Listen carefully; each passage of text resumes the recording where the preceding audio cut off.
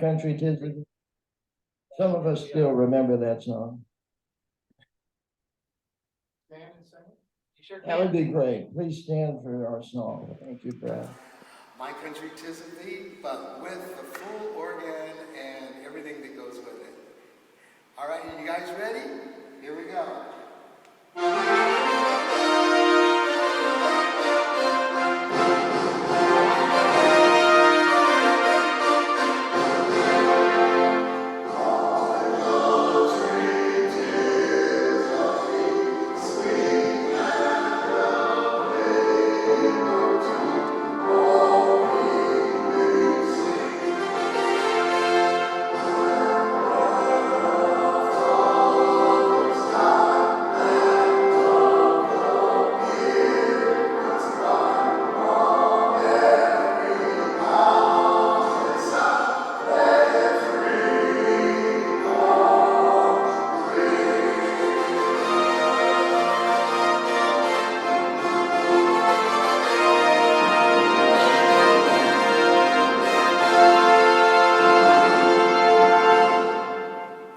Thank Have a you. great day. See you Hey, next week. boy. All right, Clark, you ready to inspire us?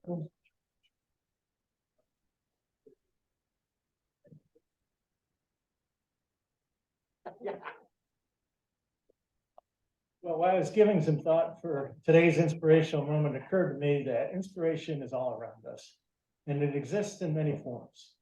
Some easy to recognize and others not so much. Nature can be an inspiration, history can be an inspiration, family members and friends can be inspiring, as can people we've never met. Inspiration sometimes hits us like a sledgehammer, and other times it's just a whisper that might be missed. For me, music has always been inspiring. Music helps us get through tough times and makes the good times feel better. Two of my favorite inspiring songwriters, Mick Jagger and Keith Richards, create lyrics that sometimes require a bit of thought. You can't always get what you want, but if you sometimes you'll find you get what you need. And sometimes use lyrics to simply make you feel good. May the good Lord shine a light on you, make every song you sing your favorite tune. Our recently departed colleague and friend, Don Lewis, found music to be inspiring and made sure music was a part of our Rotary experience. Don was a poster child for the inspirational power of music. Through his study of music, his creativity, and his drive to share his love of music, he lived the thought that a song and a big smile can be a powerful force. I recently stumbled on the old hymn, Fare Ye Well, and thought of Don as the refrain sounded like something he would say. Sing on, sing on, sing on. If I never ever see you anymore, sing on. Sing on, sing on, sing on. I'll meet you on the other shore. So sing on and let every song you sing put a smile on your face, inspire you to be the best you can be. Thanks. Thank you, Clark. And Clark is a member of the Pleasanton Whiskey Tasting Club. And are you going to be coming to the Burns Supper this month? So how many of you are members of the Scottish Blair Gower Fergus Sister City Organization for Pleasanton? Or I'm sure many of you have attended the Burns Supper. So I'll give a plug at this time, January 29th. Come out and be a wee bit Scotch, and if you're not Scotch, you might get a little Scotch in you. Drink. Sorry. But, okay. So next up, we have visiting Julia. We'll do that now. That's great. So he's been traveling. I've been traveling. Could you believe that we drove in the last week of December from here to Vancouver? We had planned to fly, but the airports were all a mess. So we're glad that we didn't book tickets and had to wait at the airport for 3 days and things like that. But anyway, on the way up and down, we passed through Oregon and Washington.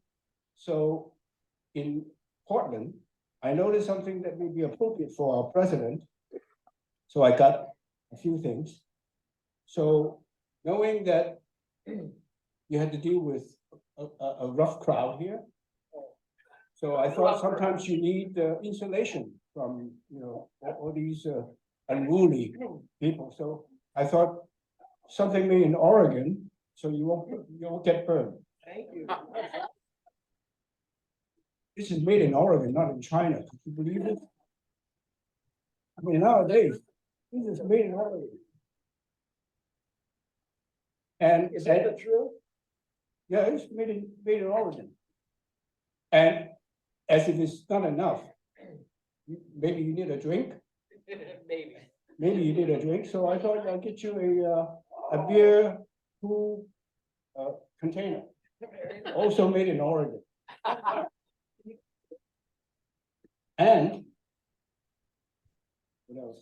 I have something else. I know I have one more thing. Oh, yeah.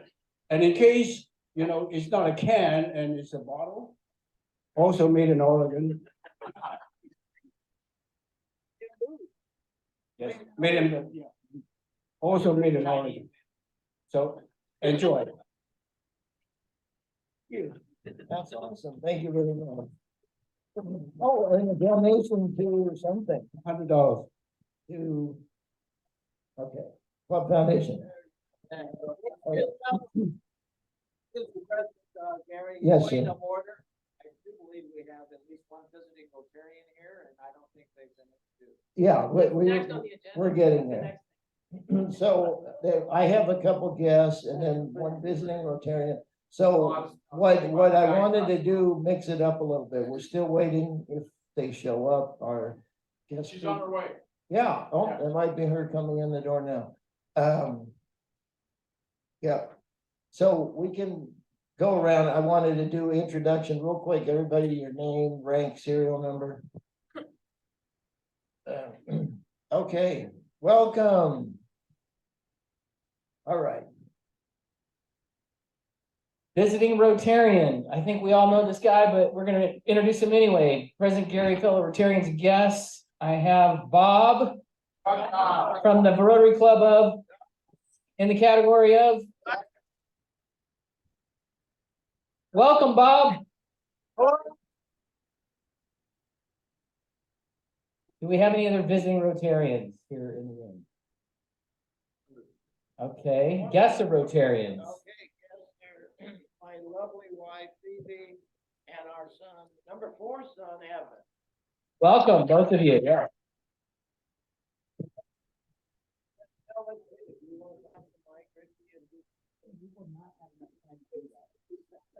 We have other. He's the boss. I'm Ricky Walters with Landmark Lending. Marjorie Wong Gilmore, retired banker, in the club for 20 years. Larry Annis, insurance broker. Bill Wheeler, black tie.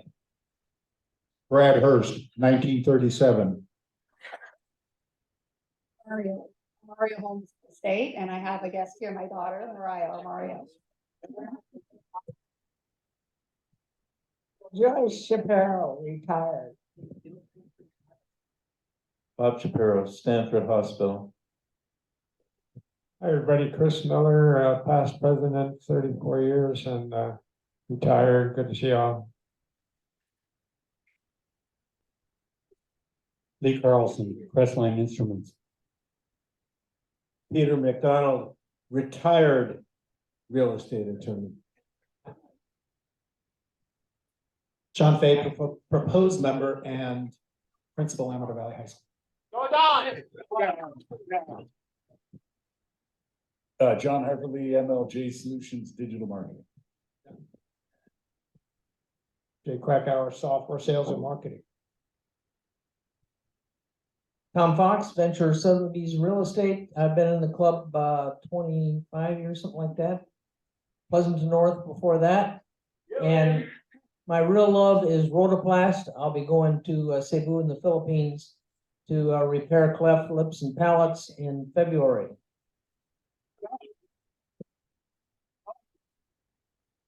Mark Tanis, California Business Technology. Happy New Year, everyone. Steve Van Dorn, retired Chamber of Commerce executive and your president-elect of the club. I've been a member here about 4 years and been in Rotary for over 25, so. Bob Silva, I'm retired civil engineer and past president of the club and past assistant governor. Bill Burke, retired educator, first became Rotarian in 1968. Gary Harrington, retired educator also, and this will be our 10th year in the Rotary Club. Nancy Harrington, retired educator, also chair of the scholarship committee and co-chair of the WASH committee.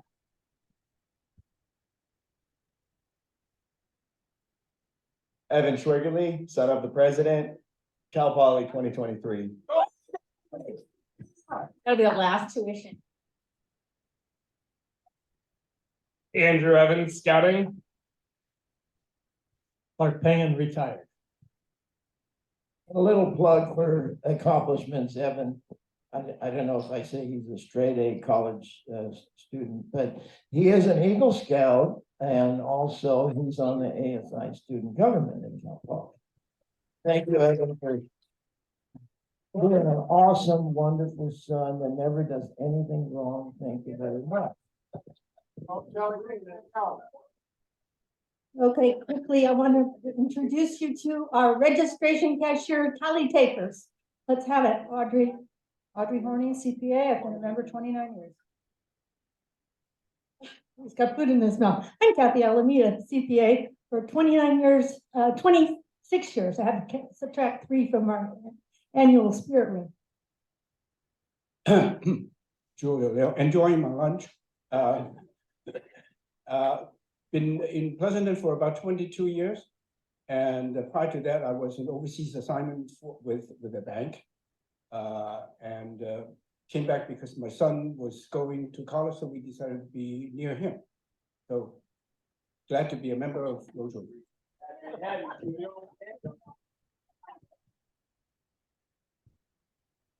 Thank you, Kathy. And Bob Silva reminds me that he said civil engineer, and no offense against you, but when Ted Fairfield was alive, he got introduced by a few people, maybe Brad Hurst coined the phrase, he's the only civil engineer that I know. So, okay. Anyway, we love having Bob. There's such a wealth and legacy of people here. That, I mean, Ricky's a Marine and Bob, the air pilot, delivering hearts and lungs and kidneys and air pilot and banking and insurance, and legacy analyst going back 50 years from the beginning of the club. And of course, Mr. Wheeler doesn't need any introduction, black tie guy. And Brad Hurst, Mr. Pleasanton, and Mario Holmes, and the bank and the hospital and chamber and business, and it's just awesome. But anyway, thank you guys. It's an honor to be your How much president. more time we got left? No, we need to move on. Okay, Ricky, new member. Can I, Before we do that, how about Rotarians on Zoom? Because we have Steve White Thompson, maybe he would like to say. Okay, he's not next year president, but in 2 more years. Yeah, I know, Gary, you're working on it. Yeah, hi, I'm Steve McCoy Thompson. I am actually shifting from executive director of PPIE to running a new nonprofit called Gratitude Network. I am the chair of the membership committee, working hand in hand with Ricky. Thanks so much, Ricky. And I heard that we have somebody from Amador who wants to be our member. So please reach out to us. We want to get you involved. And I see we have Habir attending by Zoom also. How to be in one place, two places at the same time, you're in the same place 2 times. Technologically figuring out how she's gonna do it. Come on, all right, how, you're not ready, okay, shall I introduce you? No, I'm ready for the new member. Thank you. Yes. Okay. Could I ask if John Fay would come to the front, please? It is my great pleasure to introduce to you John Fay, who is the principal of your Amador Valley High School here in Pleasant Hill. And I'm doing my little, come on over here so you're in the camera and stuff. Yeah, there you go. There you go. So doing my little interview that I usually do. John, tell us a little bit about your family and start from there. All right, well, I've been married to my wife Monica for 28 years. So this is year 2027. This will be year 28 coming up in August. And we have three wonderful children. My oldest is 20. Her name is Jessica. She's over at Penn State. She's home for the week or for the couple of weeks right now. Yes, she's very happy. But she's not dealing with that weather on that side. My middle child, Darren James, he's over at West Las Positas. Both of them, by the way, graduated from the other school. Sorry, Hawkins. And then my youngest, he's an 8th grader at Hart, and he will be going to that other school. I can still say go Falcons because that was my alma mater, College Park High School up in Pleasant Hill. So that's a little bit about my family. And your vocation, how you came to be principal? So, wow. So I was 20 years in the classroom. I taught instrumental music for 20 years. Before becoming an administrator, I was down in Cupertino for 13 of those years at Monte Vista High School. I knew that I wanted to be a principal or maybe an administrator. My principal, who was also a Rotarian in Cupertino, really was a great supporter of me to get my admin credential, and I got a job up in Mount Diablo Unified, which is where I graduated from. I was at Northgate High School for 4 years. I was principal at Monty Gardens Elementary for 4 years. And I've been living in the community for like 19 years. And I kept saying, I should probably try and work more local. And my wife was like, no, you don't want to do that. The parents here are crazy. And us being parents in the district, I knew that how crazy we are. So, but when this job opened up, it was the next step. My whole entire career was high school, except for my last 4 years. And when the job opened up, I just had to throw my hat in the ring, and everything fell into place. And so and here I am. So my hobbies, I'm a ham radio operator. My dad got me involved with that. What else? I love playing poker. But my biggest hobby is being a baseball umpire. So I started with Little League. I've been doing Little League now for about 10 years as an umpire. About 2 or 3 years before that, just doing scorekeeping. But that's what I do most of the time on my free time is I'm the UIC for Pleasanton Little League. And so I'm in charge of our youth umpire program. We've got 88 youth umpires and ranging from age from 12 to 18 and even older. And I'm in charge of the education, the signing, and everything for Pleasanton Little League. Things strange, interesting, or funny about yourself you don't mind sharing with the club? Strange, funny, or interesting. I know I'm probably too old for it, but I know that I want to umpire in the World Series. I mean, that's more That's a interesting great thing. goal. It's a goal of mine. You're never too old. Thank you. So that's it's just an interesting fact that I'm even though I'm as busy as I am right now in my current job, it is still something I'm aspiring to be. And lastly, what area of service in the club are you interested in getting involved in? So I kind of have a skill set that fits a lot of different areas. Education, obviously, education, technology is where my focus is. So of course we do have the Interact Club on our campus, and so that's something that if there's a need there, I'm happy to serve there. But like I said, I talked with Gary Ricky the other day, and I'm kind of tech savvy as well as my wife is a CPA. So every organization I've been involved with, here's another interesting fact. For the last 20 some odd years, I've been the treasurer. So not to steal anybody's job, was Kathy, but my wife's a CPA, so I get to hear all the stories, and especially now the tax season starting to roll up again. So Yeah.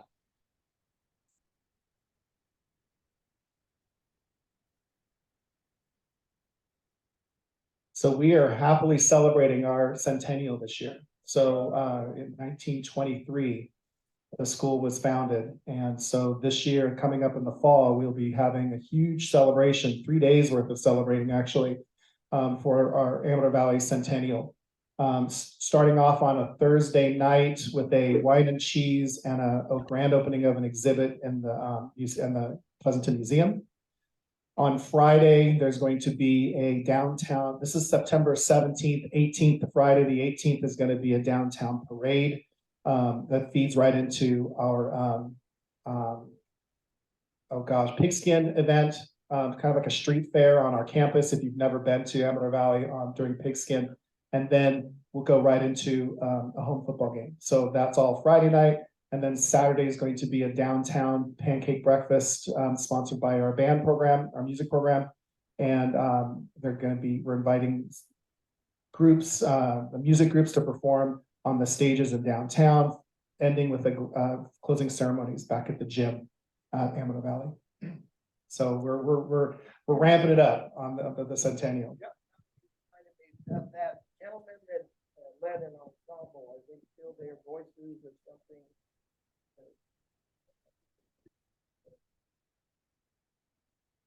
Voices, does anybody remember that ensemble and voices of? All right, well, I thought we could get it back and think for it, but. Well, I just wanted to say, as I function as the new member coordinator, so I get to do an orientation with all the new members, and that's why I get to introduce them to you as the club. And this guy, music to my ears, he's like, where do you need me most? Most people are like, I want to do this or I want to do that. He's like, where do you need me most? I could do just about anything in the club. That's awesome. We're so glad to have you. Thank you, Gary. This is your certificate of membership. We want to welcome you to the club. Here's your red badge, and we talked a little bit about what you got to do to get the blue badge. Here's a Rotary pin, and I forgot to bring it up here, but we'll get you taken care of in the back. We have a Rotary shirt, like a polo shirt for you.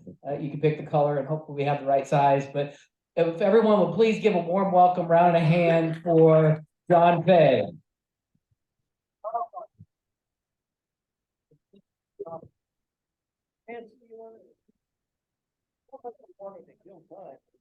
Well, I killed that time more than.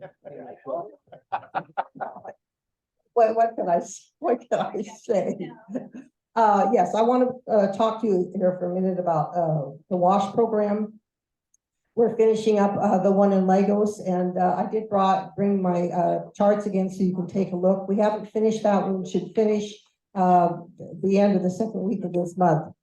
But when Gary and I attended the West African Project Fair, we came up, I was looking for club-to-club projects who we could partner with.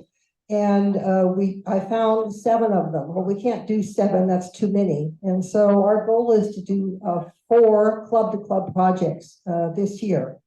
The first one we're going to do has to do with providing reusable menstrual pads for girls in Nigeria. And it's just a 6-week program to get them made with a club that has never done any projects before. So they're excited about this, and so are we. And so we will be starting that one later this month. The other 3, we need your help in determining which is the highest priority. You'll see a ballot on the table. If you don't have one, they're spread around. The first one is the Rotary Club of Aka in Nigeria, Union Primary School. There are 260 students and staff. They're asking for help in constructing an 8-toilet facility. They have no bathrooms presently, hand washing station, and to renovate the borehole, the well for water. And that will cost us $8,428. The second one is the Rotary Club of Owerri in Nigeria. This is Umodu Liberi community. This is a community of 11,000 people. They have no fresh water, period. In order to get fresh water or to get water, they have to go 2+ miles daily and to get water from a river that's very highly polluted. And so they want a borehole or well They're going to erect a tank, stand and tank, and a generator. So Bill Burke is going to manage this project, and that will cost us $4,400. The third one is the Rotary Club of Umangasi, Aba in Nigeria. This is at a community school of 350 students and staff. They want help in constructing a 6-room toilet facility with hand washing station and wash training, and that will cost us $5,000. So if you take the ballot, number them 1, 2, 3, that would give the order that we can do them. And we need your help in deciding that, and just pass that either to Bill, pass those ballots to Bill Burke, Gary, or myself. We have an envelope, we'll put them in and we'll count them and let you know the results. That's just to give us an order. We know we're going to do these 4 this year, but the order, and then I want to let them know what order we'll be doing them in so they kind of know the timeline. So if you take care of that for us, it'd be great. I want to tell you a little bit more about the school that we're doing the sanitary pads for. It's a Holy Rosary Secondary School. It's a girls' school, $475, and the cost is $3,700. It's not a lot of money, and so if you are supportive, want to be supportive of this project, feel free to donate to our foundation, and they'll make sure that it gets to the WASH program. Okay, so the other thing is the WASH committee is looking for 2 Rotarians to help manage 2 of these projects. So if you're interested in that, please let Gary or I know. You can email or let us know today. So that's it on WASH. All I need to know or want to share with you right now is I'm chair of the scholarship committee. I'm looking for 2 more red badgers to serve on this committee. It's a great opportunity, great group of people. Thank you. Thank you, Nancy and Gary Harrington, for all your hard work and extra efforts on all this. Steve, come on up. Thank you, President Gary. Good afternoon, everyone. I'm pleased to introduce our speaker today. She stepped up and said she would give us a more detailed presentation about this program that she's working on with Ukraine. It's called Power for Ukraine. And unfortunately, we only have about 15 minutes. So hopefully you could, we got 20 minutes. Okay. So let me give you just a brief background of her beer. We go way back to when I was in Santa Clara and we built the Levi Stadium together, right, her beer? Okay, good. Go Niners. She's been involved with many things with the district, with the club in Santa Clara, and done many projects on the side with her community. But most importantly, she's really focused on Ukraine right now, trying to raise funds for the communities there and the family. She's been there 2 times. Have you been there twice? Have you been there twice, Habir? 3 times. Okay. So with no further delay, let me introduce Habir Bhatia, our speaker today. She's going to be presenting an event coming up, and what I'd like to do, I want to go, Phoebe, what was the date on January 29th? The burn supper. Oh, all right, well, okay, I would like to see that we make a commitment for 10. Is that the package they're trying to do to go? Thank you. Hi, everyone. Again, my name is Habir. It's not your beer, it's her beer. So hopefully you don't forget that. Sometimes people call me his beer because I can't remember which gender it was, but it's her beer. Jokes aside, let me do this one. I can't walk around with it. Okay, so I'm usually. If you want me to, I can just advance the slides from your computer. Like to do that? You sure? Hit next. I just don't remember what's on the slide though. Okay, so my name is Habir, who I've been from Santa Clara, as Steve mentioned, and I've gone to Ukraine since the war started. And I will just give a 10-second background into why. My father actually lived in Kharkiv, which is in Ukraine on the eastern border. When people look at me, they're like, well, you don't look like a Ukrainian. I'm like, that's okay. And, but at the same time, I am a Sikh, and by faith, it's just so hard to see somebody being bullied. So that being said, it became a family activity. So I went with my mother on the first week of March, but as soon as the war started, I was doing Zoom events with many of the people on the ground, just because we were able to get to students, to people who were doing Instagram. It was very easy because people really wanted to help. And so if you could go to the first slide, please. No problem. So that's how we started getting the real ground reality. It was not just the news, because the news does show you part of the story, but obviously they have other things to cover as well. I'm not here to bash any news station, except to say we have to do our job to get a complete picture, and that's what we did. So that's right there is a picture of my mom holding the baby, and me, and the top is the caravan that I took in secretively without knowing. We took in ammunition. We thought we were taking in bananas. So those guys are all volunteer soldiers from all over the world, and more than half of those are American veterans. So that's important to know. So if you go to the next slide, please. Yeah, there you go. So this is me in a military suit, because I went my second trip to the war zone to deliver humanitarian aid, and I felt it was necessary for me to see it for myself. And that's just the person I am. I have a background as in engineering, but I love community development. And since COVID, I've become a disaster relief junkie. And the reason I say that is because now I know my calling. That's where my skills and my knowledge and background is useful. This is to give you an example of what we can do as Rotarians and what the situation looks like. This is what they are facing in the war-stricken regions. Next slide.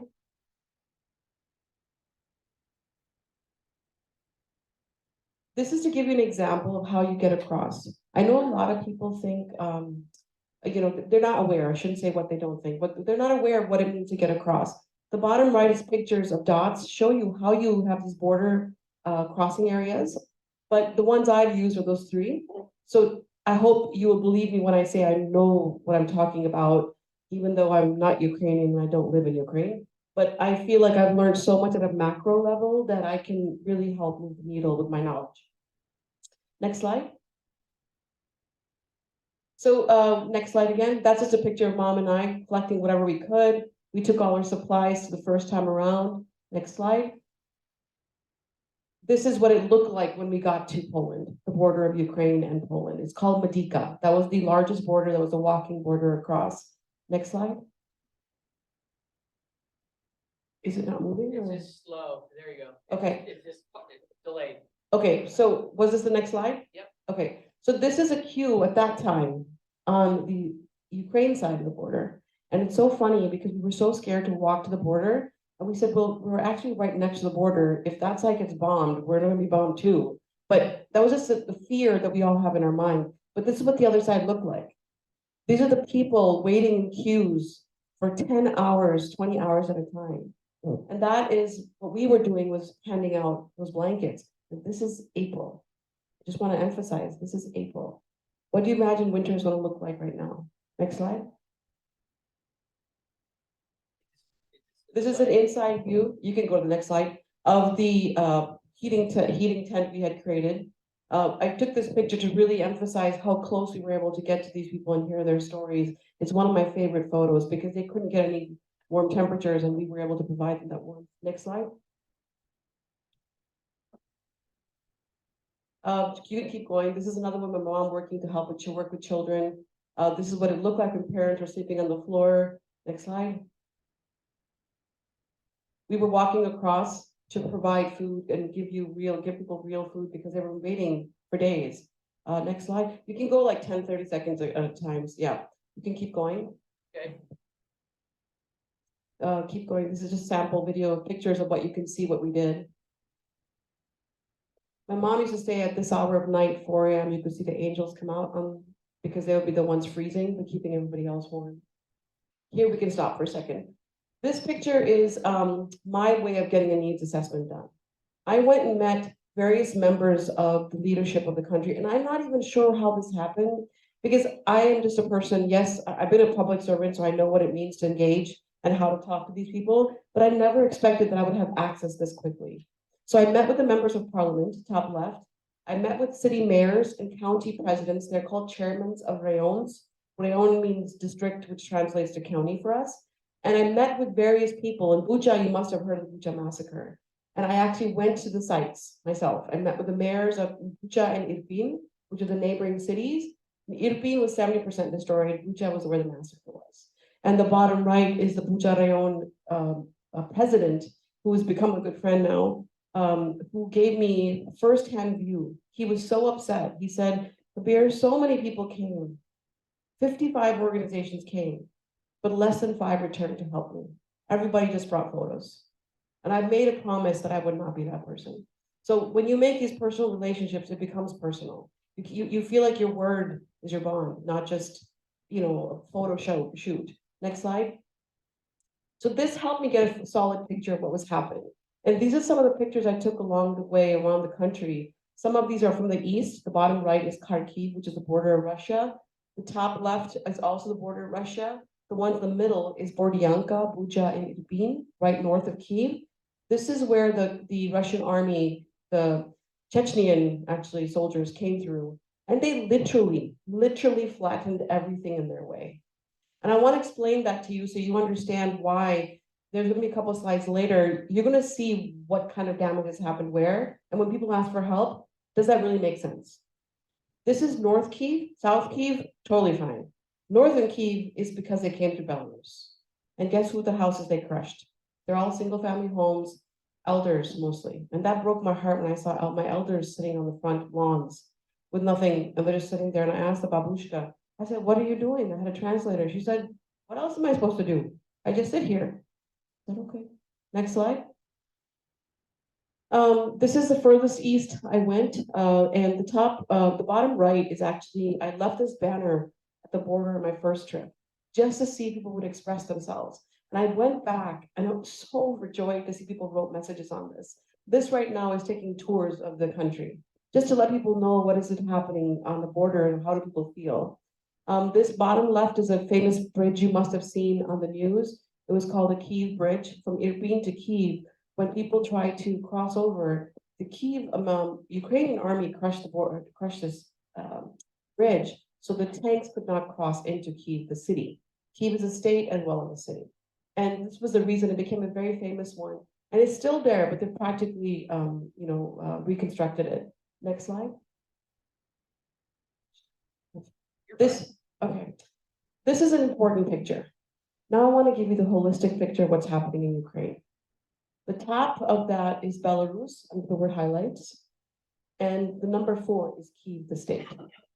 So all the areas marked 1, 2, 3, 4 are to give you a sense of where the real damage is. And it continues to be. Now, yes, Russia continues to send hundreds of rockets a day right now, but they're still being targeting these cities. Kharkiv is number 1, and is a state and a city. That's the one that was where it is on the border to Russia. I've been there and I've missed the bombs. I don't know how many times. I'm like, I'm so blessed. This is my job. I need to keep doing this. And the 4 is Kiev. And the pictures I showed you were part of the northern part because the Chechenian army came from the Belarus border down, trying to hit Kiev to the bottom, not from the bottom, inside out, of course. And that was the foot soldiers and tanks. Number 2 is Zaporizhia. Who's heard of the nuclear power plant that's been talked about? Yeah. So that's where the power plant is. And then number 3 is Mykolaiv. And to the right of that is Mariupol and Kherson. You probably heard Kherson was liberated, but only half of it's been liberated. And I only get to know this because I've been with my friends who are on the ground who tell me these details. So these areas have the hardest hit. Their infrastructure is practically destroyed. Okay. Now, I want to just remind you that their name of the state and the main capital is the same. So we hear Kharkiv has been destroyed. It's not the whole state, it's a city. That Zaporizhia is destroyed, it's not the whole state, it's a city. But in Zaporizhia, at the bottom right, number 2, I was on the unoccupied side, and I got to go on the occupied side. And I'm going to show you some of those pictures in a second. And I got to tell you, it was exactly what I expected it to be. But this picture, I wanted to kind of sink in your head. So when you hear something, you can put some logic around what kind of help would be needed. Lviv is number 7.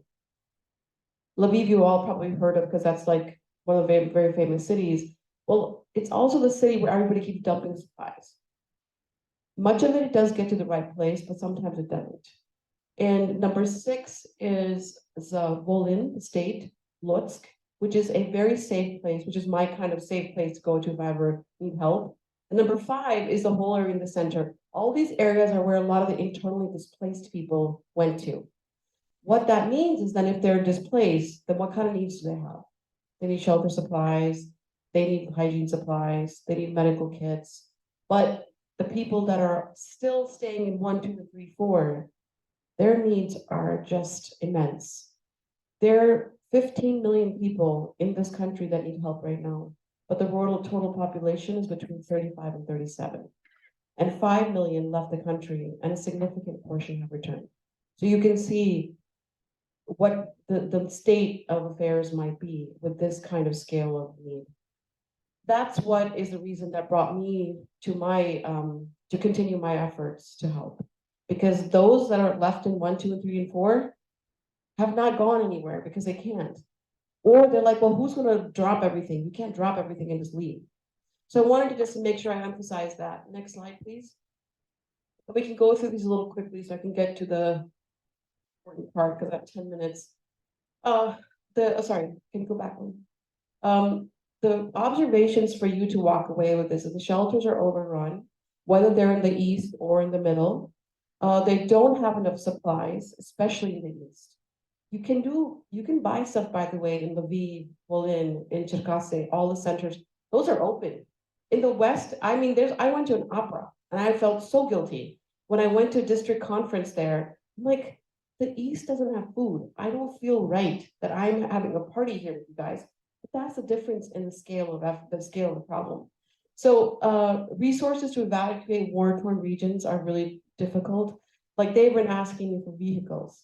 So that's on our list for Power for You. Power for You starts out with Power for Ukraine, but we hope we make it into a program that we can like WASH, that we can get power around the world where everyone is when it's needed. Because if they don't have power, everything else goes down the sides. Regular electricity is a problem, as you already know, because 50% of the power plants have been destroyed in the east. Medical equipment in medical hospitals is destroyed. It says winter is coming because I started giving this presentation to USAID in September. Winter is here. Next slide. Now, in terms of, this is a Bucha. This is a family. I met the woman right there. Her sons were all murdered, and so was her husband. Next slide. I didn't give some pictures because they're a little brutal. Next slide. This is the power plant being destroyed. And I was there when this happened. The chairman of that region cried in front of me. He said, he joked because he knows I'm sick, and he goes, Rabir, you're sick.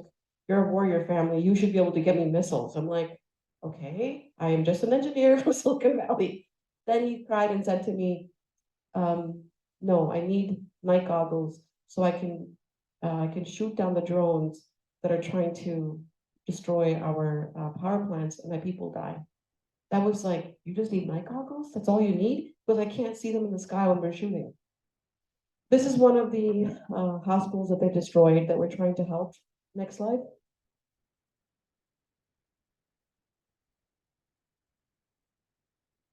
Keep an eye on the time. Lines that are still going on in the eastern part of Ukraine to get food. Next slide.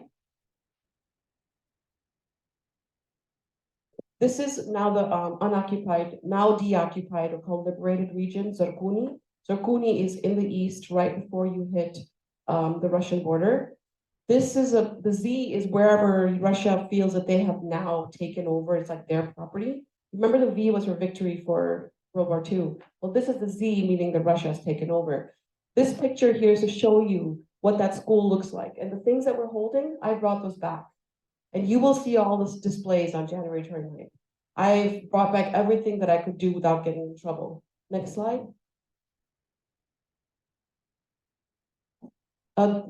This is another picture, and you can go to the next slide. This is a bridge that was destroyed to Zirkuni to lock everybody in. The people were eating cooking outside because they have no infrastructure. These are the people we tried to help. We brought them food from our grant money. Next slide. These people had no vehicle except the guy that sat with me. He had one vehicle for the whole city, and he was bringing in food. This is just a group. I love this photo. I just felt like it was so very rustic and reminded me of the old Wild West. Just trying to survive. Next slide. You can go next slide. You can see how overrun these shelters are. This gentleman at the top is actually blind. He owns a building, and guess what? He's got 50 employees that are also blind. And what do they build? They build train parks and elevator parks. And he converted it into a shelter. But this place is so overrun, they're literally sleeping on top of each other. They don't have places to cook food. They're cooking on their beds. Next slide.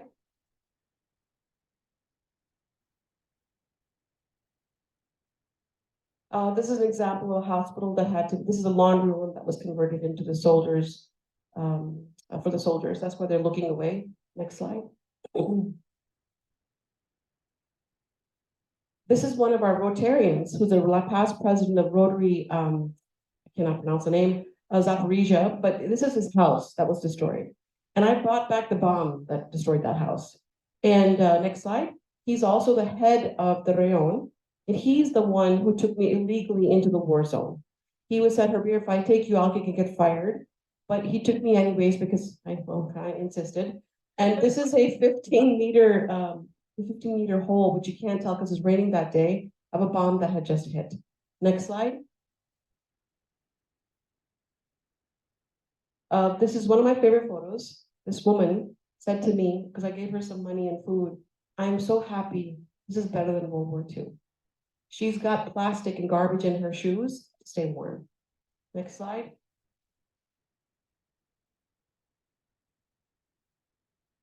This is him taking us into the war zone. So you just see that we're fully covered so for the bombshells. Next slide. Bear with me, guys. I'm trying to rush through this as fast as I can. Okay, this is just an example of what people are doing to survive. These are the holes from the rockets, but they built these, they put these plywood up to survive. Next slide. This is me going into now the occupied zone. The streets are empty, and this is what each building looks like on the bottom right. And it was raining and pouring. Next slide. As soon as I got there, they started bombing. As soon as I got there. So we had to rush underground. And I was like trying to get my camera outside, and they're literally slapping me, going, what are you doing? You're putting yourself at risk. And I'm thinking in my head, no, I gotta tell Rotarians what's happening. And this is Richard Godfrey, who went with me from Fremont. This is what they do. Whatever they destroy a weapon, they put it out there for you to see. I brought part of this back, this particular tank. Next slide. Just so you know that we are able to do a lot of good things, and we have really moved the needle. With the disaster grant fund that we used, we were able to provide food for over 4,000 households. That's roughly 12,000 people, okay? So we were able to provide furnishings. We were able to get the last 23 generators in the country. They, of course, were double the price, but that's what we could do. We provide logistics and transportation. We were able to provide supplies for Kids of War Project, and we were able to provide therapy for all the frontline workers because they're starting to commit suicide because they're not getting breaks. So we were able to do that. Next slide. Now I'm going to come to why I need you. This is the Kids of War Project. These kids are hiding out in Poltava, which is west of Kharkiv. Next slide. You could go really quick now to your end. Now winter is here. This is what kids have to deal with. Next slide. This is where I want to pause for a second. We need you. Rotarians are about moving the needle. When we work together, we move the needle in a serious manner. I don't want to just sprinkle help across. I want to make sure that money we have, that it goes for maximum impact.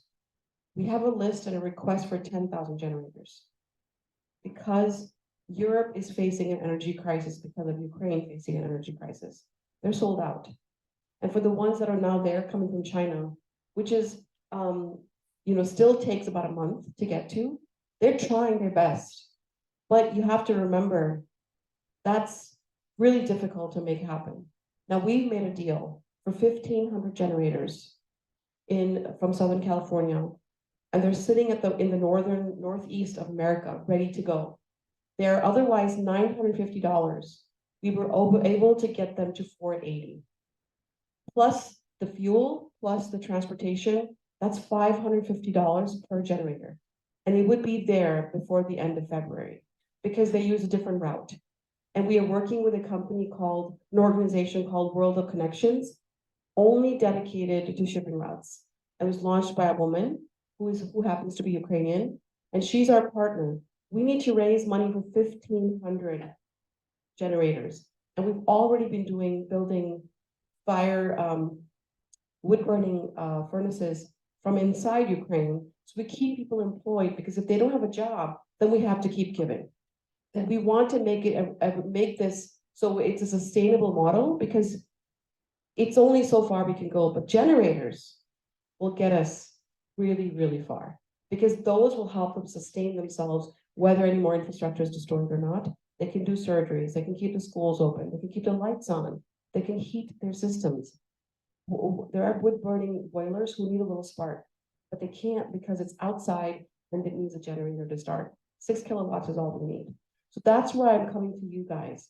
We're hoping that you guys will take a commitment of at least 10 generators or 20-foot wood burning furnaces, because that will allow us to take a really substantial amount and make a dent. With that, we can save a whole village. So that's why I come to you today. So please help us bring power for Ukraine. And that doesn't just mean only electricity. That means survival, that means sustainability. So this is the program, we're calling it Power for You. It's being done by Rotarians as other NGOs on the ground.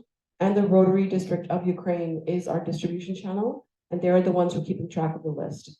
Next slide. It's I think the ad for the, this is, I forget her name, I can't read that far. This is Ursula von der Leyen. Thank you very much. She is the president of the European Union. And what she said is killing power supplies should be considered a humanitarian or war crime, because you're trying to disable them in a most core way. And finally, if you could just go to the slide, there's a picture on the desktop. It's a flyer for the event.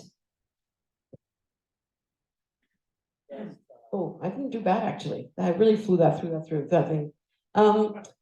So January 29th is our program from 2 to 5:30, or I think it's 3 to 5:30. Which program? It's called it's a preview, the bottom right.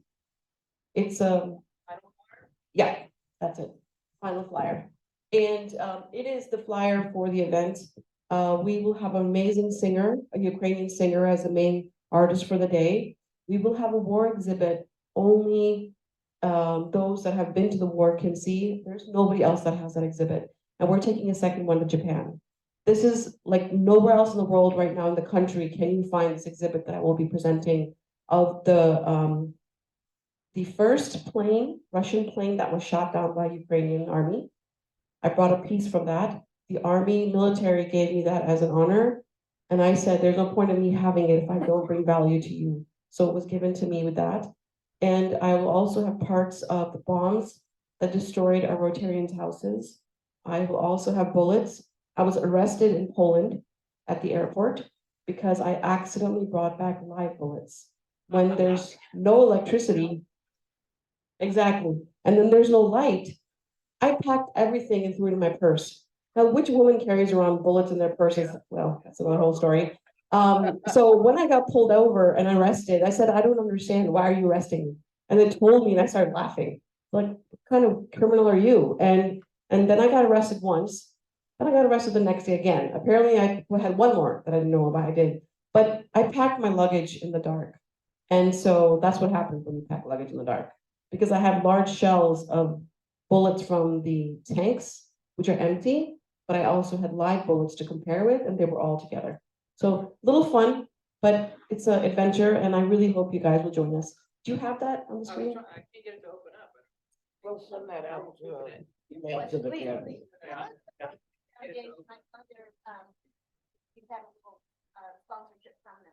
Can I interrupt 1 minute?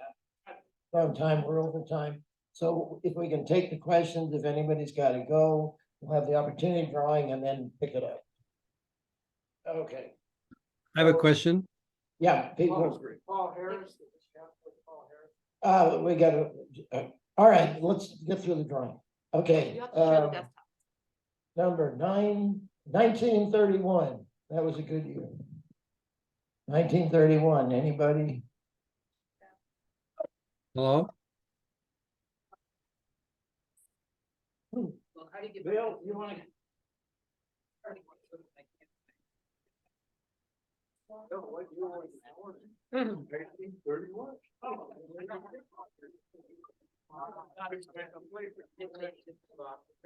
Then you share screen, then you get the flyer.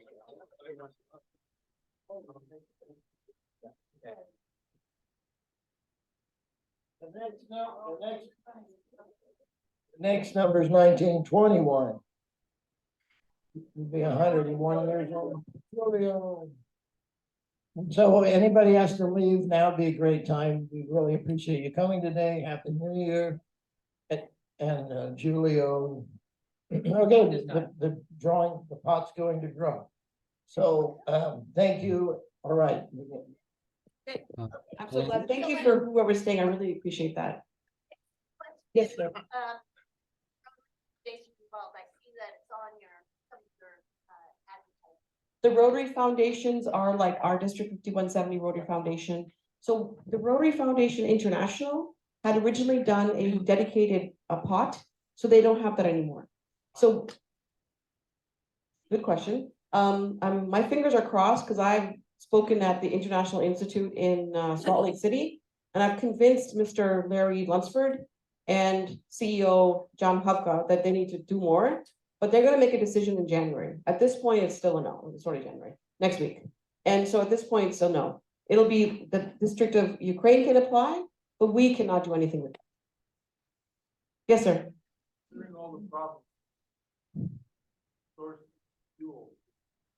The source of fuel, most of these generators are dual, which is your propane and regular petroleum.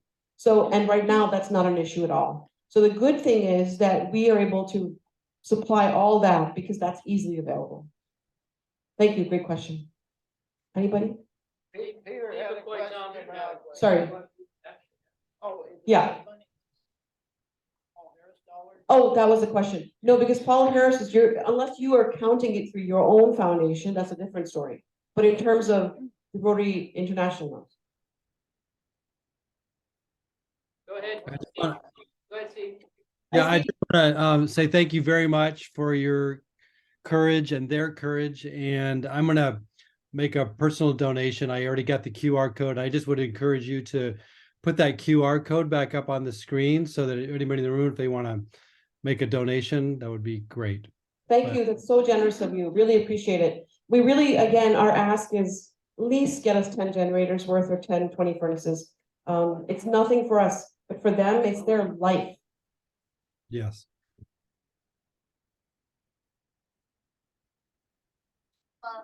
Are contributing as far as individual members going to that QR and contributing. How would we know so that we could try and help make up the Coordinate it, yeah, at the club. I think that's where the clubs have to coordinate themselves, right? We can't know which members from where, but we think it's because each of the clubs have their own pot of, funds. And our goal is that if you do that, we would be giving you back a table. I mean, we want to sell our tickets, but what's more important is getting people there and then making sure that we get those generators. But we're not doing this in the public realm. It only gets 4 tickets. If you do 5,500, we get 4 tickets for a sponsor that's not a Rotarian, but for our Rotarians, we're asking for but we'd be happy to give a table in return for the event. Yeah, yeah. That's how much? 5,500 for 10 generators. Yes, 10 generators or 20 wood burning stoves, yeah. Yes. Yes. Thank you. You're most welcome, and thank you. I really appreciate you all staying. It means a lot to me. It was worth my drive up here. Thank you for all your hard work on that. Thank you. All right, everybody. Oh, thank you. War project. Kids have actually designed these shirts. These are their paintings. These are designed by the kids called the Kids of War Project. So we had helped the children that are hiding out in Poltava, 1,500 of them. And this is the artwork that they did, and they were made into collectible shirts. So we will also have these at the event, but this is for you. you very much. Happy New Year, everybody.